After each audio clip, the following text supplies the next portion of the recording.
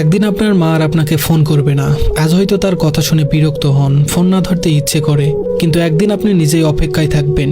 মা যদি আর একবার ফোন করত, একদিন কেউ আর বলবে না তোর মুখটা কেন শুকনো লাগছে, কিছু খেয়েছিস তো। যে মানুষটি নিজের সবকিছু বিসর্জন দিয়ে আপনার মঙ্গল চেয়েছে, নিঃস্বার্থভাবে ভালোবেসেছে, সে আর থাকবে না। আপনি চাইলেও আর সেই ভালোবাসার ছাই ফিরে যেতে পারবেন না। একদিন আপনার ভুলগুলোর জন্য কেউ আর শাসন করবে না। আজ হয়তো রাগ লাগে, বিরক্ত হন, কিন্তু সেই শাসনই একদিন অভাব হয়ে বুকে চেপে বসবে। একদিন যে ঘরে ঢুকলেই মা আপনার পছন্দের খাবার নিয়ে হাসি মুখে অপেক্ষা করতেন, সেই ঘরটি শুষণ পড়ে থাকবে। সেখানে খাবার থাকবে, রান্নার গন্ধ থাকবে, কিন্তু যে ভালোবাসা সবকিছুকে প্রাণ দিত, সেটি আর থাকবে না। একদিন আপনাকে দরজার কাছে দাঁড়িয়ে বিদায় জানিয়ে কেউ আর চেয়ে থাকবে না। আপনার পায়ের আওয়াজ মিলিয়ে যাওয়া পর্যন্ত অপেক্ষা করবে না। একদিন তার কণ্ঠস্বর চিরতরে থেমে যাবে। একদিন আপনি তাকে ডাকার জন্য চিৎকার করবেন, কিন্তু কোনো জবাব পাবেন না। তার হাতে মাথায় হাত বুলিয়ে দেওয়ার আর কেউ থাকবে না। রাত জেগে আপনার জন্য চিন্তা করার মানুষটি আর থাকবে না, যতই ব্যস্ত থাকুন না কেন। একদিন আপনি সব কাজ ফেলে শুধুই তার স্পর্শের অভাব অনুভব করবেন।